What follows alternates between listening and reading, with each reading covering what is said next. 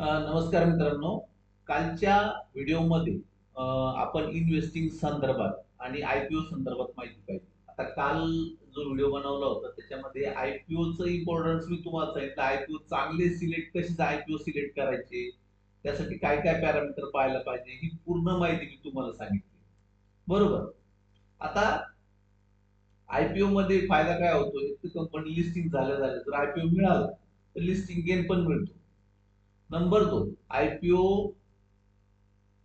ज्यावेळेस लिस्ट होती कंपनी, तर अगदी म्हणजे सुरुवातीपासून तुम्ही इन्व्हेस्टर आहात त्या कंपनीमध्ये. आणि मग त्या ठिकाणी पण तुम्हाला काय होतं, चांगल्या कंपन्या फाइंड आउट करून तिथं अगदी बेस पासून म्हणजे सुरुवातीपासून तुम्ही त्या कंपनीमध्ये इन्व्हेस्टर राहता. आणि मी तुम्हाला 2-3 उदाहरणे सांगितली. ज्योती सीएनसी सांगितलं, त्यानंतर ऑस्ट्रेलियन प्रीमियम सोलर ते एक सांगितलं, त्यानंतर बोंदाडा सांगितलं, जे मागच्या वर्षी मी इन्व्हेस्टेड होतो त्याच्या शेअर्स मध्ये किंवा त्या आयपीओ मध्ये, आणि चांगला रिटर्न मी त्याच्यामध्ये काढलेला आहे. तर अशा प्रकारे आपल्याला अशा कंपनी शोधून काढायच्या ज्याच्यामधून आपल्याला चांगला रिटर्न मिळू शकतो. आता हे झालं समजा आयपीओचं. आयपीओ व्यतिरिक्त तुम्हाला अशा कंपन्या भेटतात की अगदी 10 रुपयापासून 50 रुपये 100 रुपयापर्यंत ज्या अशा कंपन्या आहेत, तर त्या त्या कंपन्या सुद्धा तुम्हाला चांगलं रिटर्न देऊ शकतात. तर मग अशा कंपन्या तुम्हाला काय करावं लागतील, शोधाव्या लागतील. ठीक आहे. तर सगळ्यात पहिले तर तुम्हाला काय करावं लागेल, आता एक लक्षात ठेवायचं की कुठली समजा कंपनी असेल तर बऱ्याचदा आपण काय करतो, इन्व्हेस्टमेंट पर्पज ज्यावेळेस आपण एखाद्या कंपनीला इन्व्हेस्ट करायचं असते, एखाद्या कंपनीमध्ये आपण काय करतो, चांगली कंपनी किंवा एखादं स्ट्रॉंग कंपनी पाहतो. समजा टाटा असेल किंवा गोदरेज असेल किंवा हिंदुस्तान युनिलिव्हर असेल किंवा मग एखाद्या एल टी सारखी कंपनी असेल, अशा मोठ्या कंपन्या आपण पाहतो. तर याच्यामध्ये होतं काय बघा, की सगळ्यात महत्वाचं की की अशा ज्या कंपन्या आहेत, तर या कंपन्यांमध्ये तुम्हाला जास्तीची ग्रोथ मिळेल असं आपण सांगू शकत नाही. काय करू शकत नाही आपण, अशा कंपन्यांमध्ये जास्तीची ग्रोथ किंवा मोठी ग्रोथ होईल असं आपण सांगू शकत नाही. त्याचं कारण काय बघा, त्याचं कारण असं आहे की ज्यावेळेस तुम्ही अशा कंपन्यांमध्ये इन्व्हेस्ट करतात, तर त्या कंपन्या ऑलरेडी तुमच्या वाढलेल्या असतात. म्हणजे समजा आता बघा, इथं मी एक इमेज तुम्हाला दाखवतो. ही व्यक्तीची पूर्ण वाढ झाली, बरोबर. ह्या व्यक्तीची वाढ पूर्ण झालेली आहे. मग ही व्यक्ती पूर्ण याच्या पुढे जर त्याची वाढ व्हायची असेल तर त्याची फक्त काय होऊ शकते, वयाची वाढ होऊ शकते. ना त्याची हाईट वाढू शकते, ना त्याचं वेट वाढू शकतं, ना हाईट वाढू शकते, ना त्याचा काय म्हणूया इन्कम सोर्स वाढू शकतो. बरोबर. त्यानंतर त्याचं समजा इन्कम सोर्स वाढू शकत नाही किंवा त्याचं नॉलेज वाढू शकत नाही. आता थोडंफार वाढू शकतं, परंतु आपण कम्पॅरेटिव्हली जर विचार केला तर हे जे लहान मुले किंवा हे जे लहान मुले याची जी वाढ आहे पुढच्या 15 वर्ष 20 वर्षामध्ये ती इथपर्यंत होणार आहे. तर त्याचा ग्राफ हा या प्रकारे असणार आहे. ओके. परंतु ऑलरेडी या वाढलेल्या व्यक्तीमध्ये, वाढलेल्या माणसामध्ये फार काही वाढ होऊ शकत नाही. का होऊ शकत नाही, कारण एक लिमिट ठरलेलं आहे किंवा एक ठरलेलं म्हणण्यापेक्षा एका लिमिट नंतर काय होतं, त्याच्यामध्ये सॅच्युरेशन यायला लागतं किंवा त्याची वाढ खुंटते. बरोबर. त्याचप्रमाणे ज्यावेळेस आपण एखाद्या एखाद्या रोपट्यामध्ये किंवा एखाद्या छोट्या रोपट्यामध्ये जर आपण एखादं रोपटं लावलं छोटस, तर काय होतं, हळूहळू हळूहळू वाढत काय होतं, तिथं आपल्याला त्याची फळं चाखायला मिळतात. काय मिळतात तिथं आपल्याला, त्याची फळं चाखायला मिळतात. आता ही फळं कशी कधी कधी मिळणार आहे तुम्हाला, तर काही वर्षानंतर मिळणार आहे. परंतु जर तुम्ही ऑलरेडी एखादं फळं असलेलं झाड, मोठं झाड, ते जर तुम्ही घेतलं, असं मोठं झाड जर घेतलं, तर त्याला जी मिळणारी फळ आहे किंवा त्याच्यातून जे आउटपुट आहे ते तुम्हाला तेवढं मिळणार नाही जेवढं तुम्हाला याच्यातून मिळेल. बरोबर. तर या प्रकारे तुम्हाला काय करायचं असतं, विचार करायचा असतो की इन्व्हेस्ट करताना आपल्याला अशा ठिकाणी इन्व्हेस्ट करायचं किंवा अशा कंपन्यात इन्व्हेस्ट करायचं की ज्याच्यामध्ये वाढ होण्याचं पोटेन्शियल जास्त आहे. आता जनरली अशा कंपन्या शोधताना कोणकोणते पॅरामीटर वापरले पाहिजे किंवा कोणकोणते पॅरामीटर पाहिले पाहिजे. तर इथं तुम्हाला कॅपिटलच्या अनुषंगाने म्हणजे कॅपिटलायझेशन भांडवल, भांडवलाच्या वर्गीकरणानुसार कॅपिटलायझेशनच्या क्लासिफिकेशन नुसार तुम्हाला इथं 5 प्रकार दिसतात बघा. Micro cap, small cap, mid cap, large cap आणि मेगा कॅप. त्याच्यापैकी तुम्हाला जनरली काही लोकांना हे small cap, mid cap, large cap हे 3 नाव माहित असतील, परंतु मायक्रो कॅप हाही एक प्रकार असतो आणि मेगा कॅप नावाचाही प्रकार असतो. आता मागच्या ज्या स्लाइड मध्ये तुम्हाला दाखवल्या तर त्या स्लाइडच्या अनुषंगाने किंवा त्या स्लाइडच्या म्हणण्यानुसार लार्ज कॅप आणि मेगा लार्ज कॅप या ज्या कंपन्या आहेत या कंपन्यांमध्ये कंपनीची होणारी वाढ म्हणा किंवा या कंपन्यांमध्ये इन्व्हेस्ट केल्यानंतर आपल्याला जे रिटर्न मिळणार आहे त्या तुलनेमध्ये आपल्याला तेवढे मिळणार नाही. तुलनेमध्ये आपल्याला ते तेवढे रिटर्न किंवा त्या प्रमाणामध्ये रिटर्न मिळणार नाही. परंतु या ज्या कंपन्या आहेत micro cap, small cap, mid cap यांच्यामध्ये जे रिटर्न मिळतील ते मात्र डेफिनेटली तुम्हाला चांगले रिटर्न मिळतील. याच्यात जे मिळणार रिटर्न आहे ते चांगले रिटर्न मिळतील. पण मग याचा अर्थ असा आहे का की 2 रुपये, 5 रुपये, 10 रुपये, 100 रुपये, 50 रुपये असे कोणत्या पण कंपनी घेऊन चालायच्या का? तर नाही. बरेच लोक काय करतात, मूळ चूक त्यांची काय होती, त्यांची चूक पहिली अशी होती की ते लोक खूप चिल्लर कंपनीचे स्टॉक घेतात. चिल्लर म्हणजे काय, 1 रुपयाचा स्टॉक आहे, 2 रुपयाचा स्टॉक आहे, 5 रुपयाचा स्टॉक आहे, घेतले 1000 स्टॉक वाढतील असं असं नाही होत. तर तुम्हाला या कंपन्यांमध्ये इन्व्हेस्ट करताना सुद्धा म्हणजे इन्व्हेस्टिंग पर्पज मध्ये तुम्हाला या प्रकारातल्या या कॅपिटलायझेशनच्या कंपन्यांमध्ये इन्व्हेस्ट करताना सुद्धा फंडामेंटल अनालिसिस चेक करावं लागतं. फंडामेंटल अनालिसिस जर तुम्ही चेक केलं आणि दर महिन्याला 2-5 हजार रुपये जर असल्या कंपन्यांमध्ये टाकले बिलो 50 रुपीज, बिलो काय, बिलो 50 रुपीज, 50 रुपयाच्या खालच्या अशा जर कंपन्या शोधत राहिली आणि त्या कंपन्यांमध्ये तुम्ही दर महिन्याला 2,000-5,000 रुपये टाकत राहिले तर त्याच्यापैकी 2 जरी कंपन्या भविष्यामध्ये तुमच्या टॉपला गेल्या किंवा चालल्या तरी तुम्हाला या सगळ्या जेवढ्या काही तुम्ही समजा 10 कंपन्या शोधून काढल्या असतील त्या 10 कंपन्यांचं तुम्हाला परतावा एकट्या 2 कंपन्या. परंतु रॅन्डम कुठल्याही कंपनीमध्ये इन्व्हेस्ट करायचं नाही. ओके, इथपर्यंत गोष्ट समजली. आता मग याचा अर्थ सगळ्या पैसा तुम्ही असं समजा माझ्याकडे 1,00,000 रुपये, माझ्याकडे काय आहे 1,00,000 रुपये आहे, तर मग मी सगळेचे सगळे 1,00,000 रुपये अशा स्टॉक मध्ये टाकायला पाहिजे का?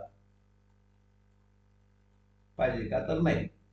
मग मी काय करायला पाहिजे, त्याच्यातलं समजा 10%, मी 10% काय करणार मायक्रो कॅप, 20% काय करणार स्मॉल कॅप, 30% काय करणार मिड कॅप आणि 40% लार्ज कॅप आणि 10% मेगा लार्ज कॅप. कदाचित मेगा लार्ज कॅप मध्ये मला एखादा किंवा दुसरा शेअर येऊ शकतो किंवा कदाचित 10 शेअर्स पर्यंतच मला येऊ शकतात. 1 ते 10 असे शेअर्स येऊ शकतात फक्त. बरोबर. परंतु याची टोटल केली 40, 29, 70, 80, 90, 100. तुम्हाला आयदर हे सोडून द्यायचं किंवा इथं 30% टाकायचे किंवा इथं 40% टाकायचे, इथं 30 टाकायचे तिथं 10% टाकू शकतो किंवा इथं जर 40% टाकले तर इथं 0. तर या प्रकारे तुम्हाला तुमच्या कॅपिटलचं विभाजन करून तुम्ही त्याच्यामध्ये स्टॉक मध्ये इन्व्हेस्ट केली पाहिजे. सगळेचे सगळे पैसे मग मी मायक्रो कॅप मध्ये किंवा स्मॉल स्मॉल कॅप मध्ये टाकायला पाहिजे की असं नाही. कारण जे मिड कॅप आहे त्याच्यामध्ये पण पोटेन्शियल असतं. पोटेन्शियल कमी कुठं असतं? लार्ज कॅप आणि मेगा कॅप मध्ये. त्याला आपण हिरो म्हणतो. जे हिरो होण्याचं जे आहे ते ऑलरेडी ज्या कंपन्या हिरो झालेल्या आहेत त्या कंपन्यांमध्ये तुम्ही इन्व्हेस्ट करून अजून त्याच्यामध्ये फार काही तुम्हाला चांगले रिटर्न मिळतील असं नाही. बरोबर. नंबर 2, तुम्हाला या ज्या कंपन्या आहेत या कंपन्या तुम्हाला डाऊन मार्केटमध्ये जर मिळाल्या तर अधिक चांगलं. म्हणजे मार्केट आता जसं मार्केट खाली खाली चाललेलं आहे, मार्केट खाली चाललेलं आहे, अशा वेळी जर तुम्ही अशा कंपन्यांमध्ये इन्व्हेस्ट करत राहिलात तर इन फ्युचर ज्यावेळेस मार्केट वरती वरती जाईल त्यावेळेस तुम्हाला त्या कंपन्यांमध्ये चांगली ग्रोथ झालेली किंवा चांगलं रिटर्न मिळालेला पाहायला मिळेल. बरोबर. आता हे कॅपिटलायझेशन जर बघितलं तुम्हाला त्याचं डिटेल पण टाकू शकतो मी. जसं आता बघा त्याच्यामध्ये दिलेलं आहे करोडमध्ये दिले काय. स्मॉल कॅप आहे ते किती 5,000 करोडच्या वर ज्याचं कॅपिटल आहे, इथं करोडमध्ये सगळं, इथं काय अप टू 5,000 करोड पर्यंत ज्याचं कॅपिटलायझेशन 5,000 त्याला स्मॉल कॅप. आता स्मॉल कॅप पेक्षा पण खाली मायक्रो कॅप दिले. बरोबर. मग 5,000 ते 20,000 करोड जर कॅपिटल असेल त्यांचं तर त्याला आपण मिड कॅप मध्ये दिसतो. आणि 20,000 कोटीपेक्षा जास्त जर त्यांचं भांडवल असेल तर आपण त्याला लार्ज कॅप मध्ये म्हणतो. मूळ हे 3 प्रकार आहेत. स्मॉल कॅप पेक्षा पण आपण छोटे स्टॉक त्याला पेनी स्टॉक म्हणतो. तर अशा प्रकारचे स्टॉक तुम्हाला पाहायला मिळतात. बरोबर. त्याला मायक्रो कॅप मध्ये आपण इन्क्लूड करतो.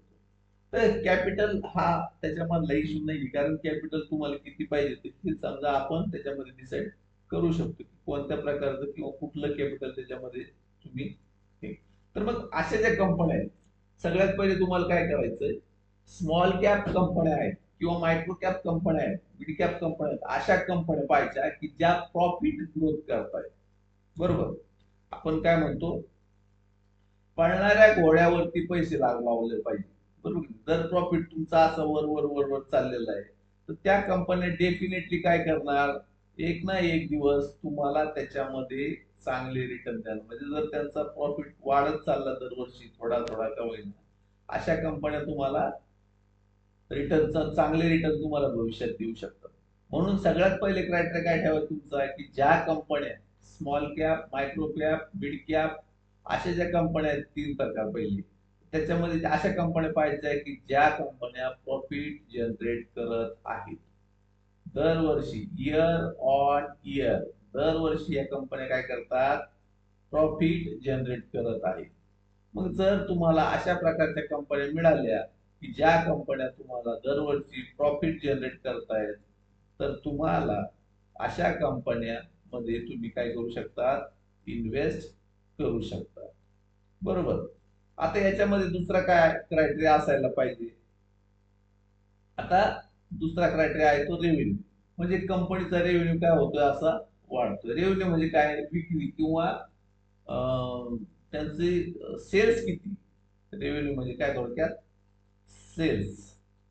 सेल्स मध्ये जर वाढ होत असेल तरी आपण त्या कंपन्याचा विचार करू शकतो. आता तुम्ही म्हणाल की सर प्रॉफिट तर काय जास्त जनरेट करत नाही कंपनी, पण रेव्हेन्यू चांगला जनरेट करते. म्हणजे समजा आपण असे 2 ग्राफ बघितले की हा जो ग्राफ आहे हा ग्राफ आहे आपला रेव्हेन्यूचा. बरोबर. हा रेव्हेन्यूचा ग्राफ आपला असा वरती वरती चालला आणि दुसऱ्या बाजूला हा आपला आहे प्रॉफिटचा ग्राफ आणि हा प्रॉफिटचा ग्राफ असा असा वरती चाललाय. तर तुम्ही विचार करता की प्रॉफिट तर काही जास्त होत नाही कंपनीला, प्रॉफिट तेवढंच पण रेव्हेन्यू मात्र वाढतो. तर मग या केसमध्ये कधी कधी असं होऊ शकतं, म्हणजे या केसमध्ये काय होऊ शकतं की कदाचित कंपनीने जे काही लोन घेतलेलं आहे त्या जो काही प्रॉफिट जनरेट होतोय, इथं जो काही प्रॉफिट जनरेट होतो रेव्हेन्यूच्या नंतर, याच्यातला काय होतोय काही हिस्सा लोन मध्ये यांचा जातोय. म्हणजेच काय की कंपन्या काय करतील, या हळूहळू या कंपन्या काय करणार, यांचं जे काही लोन आहे त्याला डेप्ट म्हणतात, DEBT. DEBT डेप्ट म्हणजे काय, कर्ज. तर या कंपन्या काय करतायत, कर्ज हळूहळू काय करतायत, त्यांचं कर्ज कमी कमी करतायत. एक दिवस या कंपन्या डेप्ट फ्री झाल्या किंवा यांचं डेप्ट एकदा कमी कमी झालं, पूर्ण कमी झालं की या कंपन्या तुम्हाला सुसाट वेगाने पळताना दिसतात. टाटा मोटर्सचं उदाहरण घ्या तुम्ही. टाटा मोटर्सचं उदाहरण मी तुम्हाला दाखवतो की टाटा मोटर्सचं डेप्ट जसं कमी होत गेलं तसं तसं काय झालं, त्यांचं प्रॉफिट वाढत गेलं. बरोबर.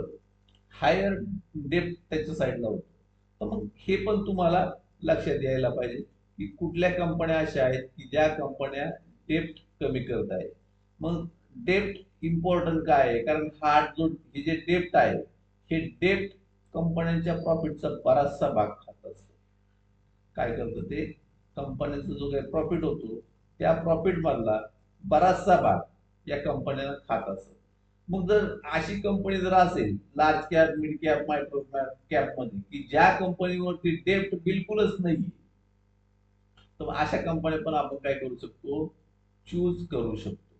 कारण या कंपन्या, ही जर कंपनी असेल, ही जर कंपनी असेल आणि हे जर डेप्ट असेल तर ही काय करते, याला घेऊन याला पुढे चालायचंय, अशा वेळी याचा स्पीड काय होतो, कमी होतो.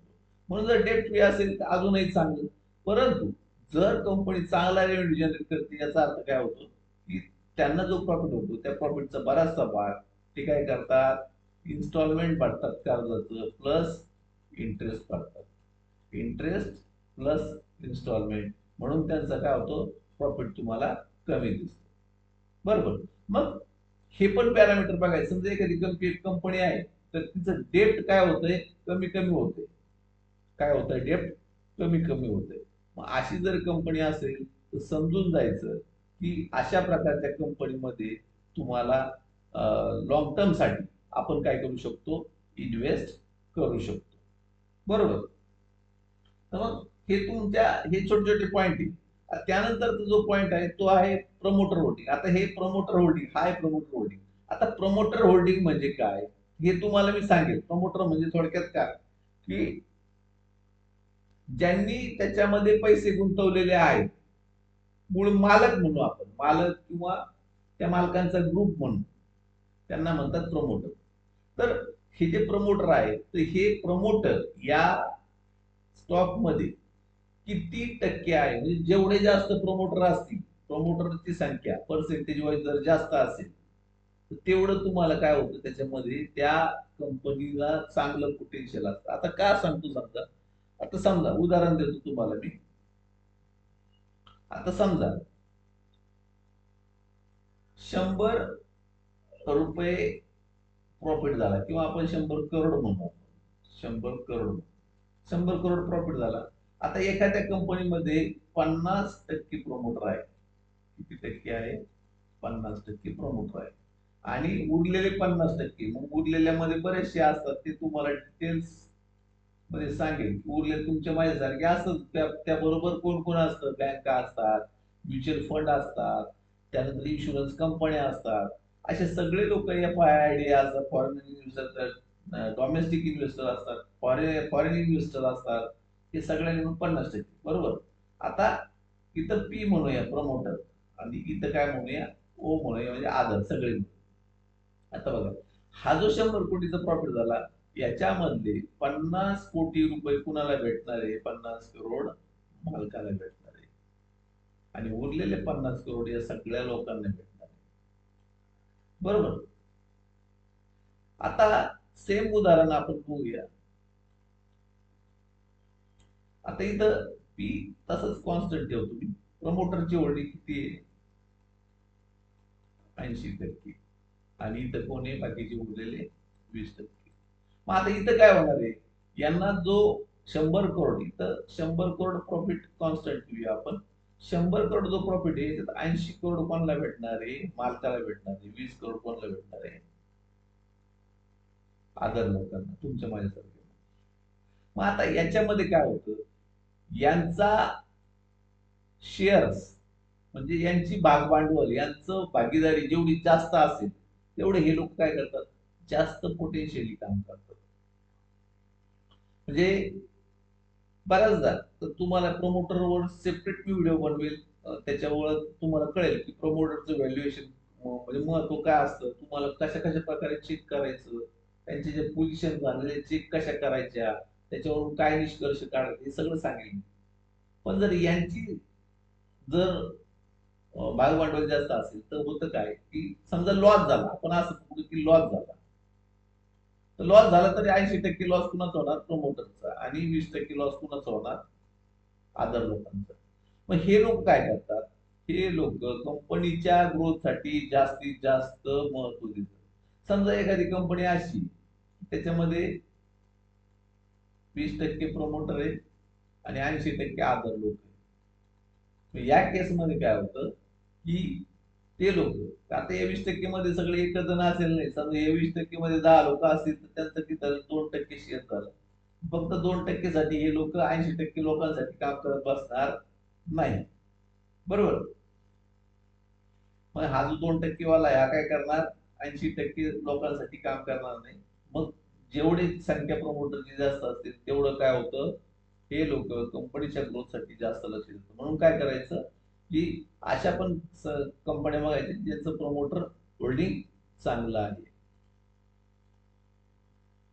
आता त्याबरोबर जनरली आपण मी स्टॉक टाकल तुम्हाला हळूहळू पेनी स्टॉक वगैरे पण देत जाईल की जे फंडामेंटली चांगले. तर स्ट्रॉंग फंडामेंटल मध्ये तुम्हाला हे सगळ्या पॉईंट पाहिजे. इमर्जिंग इंडस्ट्री म्हणजे असा उद्योग बघायचा. आता जसं झोमॅटो, झोमॅटो हा एक नवीन उद्योग होता, बरोबर की? होम डिलिव्हरी, होम डिलिव्हरीच्या जे काही कॅटेगरी म्हणा किंवा एक नवीन कॅटेगरी चालू झाली होम डिलिव्हरी नावाची, फूड होम डिलिव्हरी. तर त्याच्यामधला हा प्लेअर होता. इंडस्ट्री नवीन. किंवा आता जर बघितलं तर बॅटरी बनवणाऱ्या कारचे किंवा बॅटरी बनवणाऱ्या कंपन्या किंवा बॅटरीचे कंपाऊंड असतील, बॅटरी बनवणाऱ्या गाड्या असतील, तर त्याच्यामध्ये मग त्याच्यामध्ये पण काय बघायचं परत त्या सेक्टरमध्ये त्याची पोझिशन काय, मार्केट पोझिशन. बरोबर. आणि इतर व्हॅल्युएशन मॅट्रिक्स तुम्हाला नंतर सांगेल, इतर प्रमोटर होल्डिंग पण दिलेली आहे. बरोबर. तर या प्रकारे तुम्हाला काय करायचं असतं? त्याला चेक करायचं असतं. बरोबर. तर हे सगळे पॉइंट्स आहेत, हे सगळे पॉइंट्स तुम्ही चेक करत राहिला किंवा पाहिले तर तुम्हाला अशा कंपन्या सापडतील. त्याचे व्हिडिओही मी बनवेल की कशा प्रकारे तुम्हाला काय करायचंय हे चेक करायचं असतं. तर लक्षात राहू द्या पुन्हा एकदा, micro cap, small cap, mid cap याच्यातल्या तुम्हाला कंपन्या मोस्टली प्रेफर करायच्या आहेत. आणि यातही तुम्हाला काय करायचं, लार्ज कॅप मध्ये पण तुम्हाला मी सांगितलं कशा प्रकारे तुमचं भाग भांडवल. तर समजा 10% तुमची टोटल टाकली तर 20% टाकली तर 30% टाका. बरोबर. तर या प्रकारे तुमचं हे 50% झालं. उरलेलं तुम्ही इथं इथं 40% टाका. 90% झालं तर 10% टाका किंवा इथं 40 करा. बरोबर. तर या प्रकारे तुम्ही काय करा, असं क्लासिफिकेशन करा तुमच्या कॅपिटलचं, जेणेकरून काय होईल की तुम्हाला याच्या प्रकारामध्ये तुम्हाला रिस्क ही तेवढी त्या प्रमाणामध्ये कमी राहील. बरोबर. तर याबरोबर आता तुम्हाला मी ते दाखवतो कशा प्रकारे हे काम होतंय त्याचं. तर इथे मी तुम्हाला स्किनर.इन च्या वेबसाईट वर घेऊन जातो आणि तिथं मी तुम्हाला दाखवतो. ही वेबसाईट पण याच्यावर तुम्हाला सेपरेट व्हिडिओ देतो. Tata Motors, Tata Motors. आता टाटा मोटर्सचं प्रॉफिट लॉस किंवा बॅलन्स शीट वरती गेला तुम्ही तर तुमच्या लक्षात येईल की कंपनी प्रॉफिट आणि लॉस याचं स्टेटमेंट ज्यावेळेस आपण चेक करतो तुमच्या इथं लक्षात येईल बघा. साधारण 3 वर्ष, हे 3 वर्ष होते. हे 3 वर्ष काय केलं कंपनीने? सातत्याने लॉस शो केला. कोणते वर्ष ते? 19, 20, 21, 22. 19, 20, 21, 22 आणि 23 मध्ये या कंपनी म्हणजे इयरली 23, इयर ऑन इयर म्हणजे 23, 24 आणि आता 25, याला टीटीएम मध्ये 25 टीटीएम मध्ये. इथं क्लिअर कट तुम्हाला काय होतं, इथं लॉस होती, कंपनी लॉस मध्ये दाखवत होती आणि ही कंपनी इथं प्रॉफिट मध्ये आहे. इथून जर तुम्ही चेक केलं 23 पासून टाटा मोटरचा जर चार्ट चेक केला तर तुमच्या लक्षात येईल की टाटा मोटर्सने 23 पासून कशी जंप घेतली. तर तुम्ही चेक करू शकता टाटा मोटर्सने तर मंथली बेसिस वरती जर चेक केलं तुम्ही तर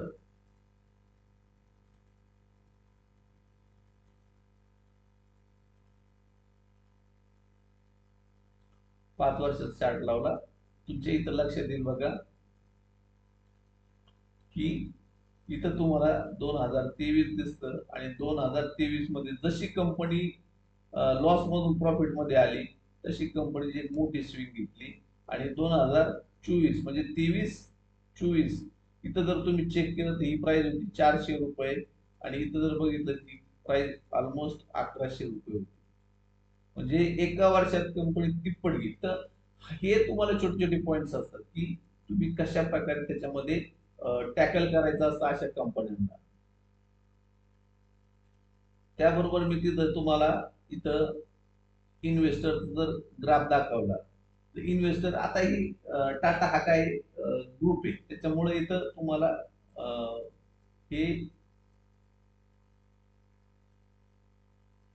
कॉन्स्टंट दिसते बरोबर की हे तुम्हाला काय दिसतंय कॉन्स्टंट दिसते.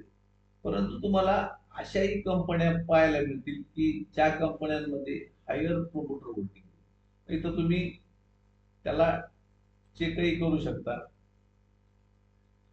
किंवा डायरेक्टली गुगल करू शकता.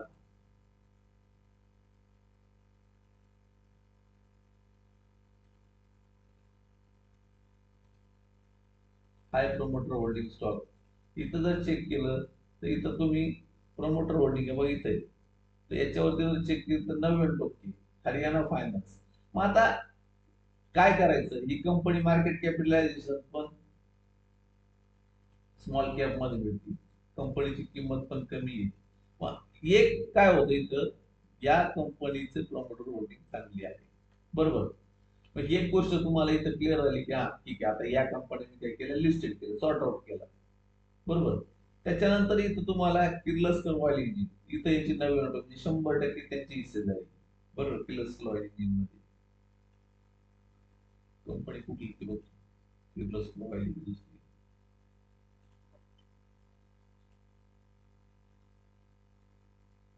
वेगळी कंपनी ती किर्लोस्कर ऑइल इंजिन पण प्रमोटर होल्डिंग काय येते तुम्हाला 99%. आता कंपनीवरती कर्ज डेट टू इक्विटी रेशो हा काय येतो तुम्हाला कमी आहे. मग आता मला काय करायचं कंपनी प्रॉफिट मध्ये आहे की लॉस मध्ये हे बघायचं इथं ऑपरेटिंग प्रॉफिट तुम्हाला काय दिसतोय मायनस मायनस दिसतोय. ओके नेट प्रॉफिट पण तुम्हाला मायनस मायनस दिसतोय बरोबर. आता इकडे जर बघितलं तर इकडे तुम्हाला दिसतंय कंपनी 2300 3000 परत 1500 1800 परत 1000.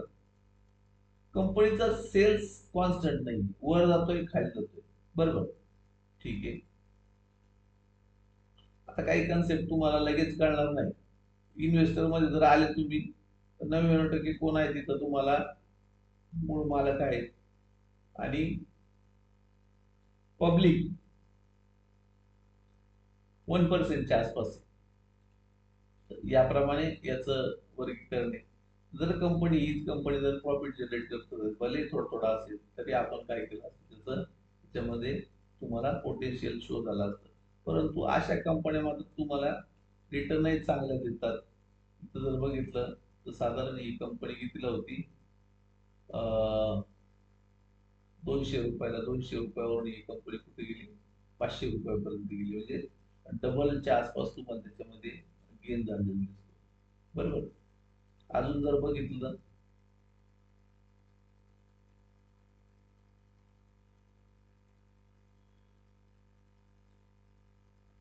आयओबी इंडियन ओव्हरसीज बँक ती बँक आहे डेप्ट इक्विटी जास्त असते बँकेची परंतु चार्ट आपण तिचा लॉंग चार्ट बघू शकतो.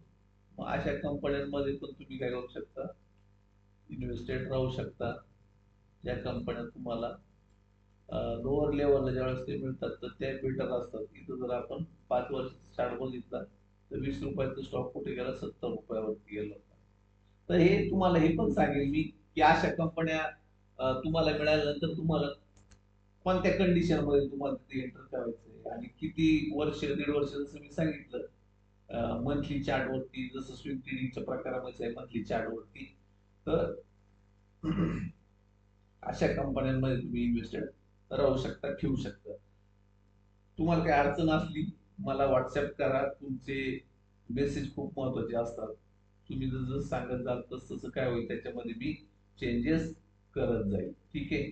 तर या प्रकारे तुम्ही तुमचे जे काही अभिप्राय आहेत ते कंटिन्यू कळत राहा, म्हणजे तुम्हाला त्या त्या गोष्टी मी काय करत जाईल, सांगत जाईल. ठीक आहे. आजचा व्हिडिओ इथंच थांबवतो मी. तुमच्या अभिप्रायाची वाट पाहत राहील. तोपर्यंत हॅपी इन्व्हेस्टिंग, हॅपी ट्रेडिंग.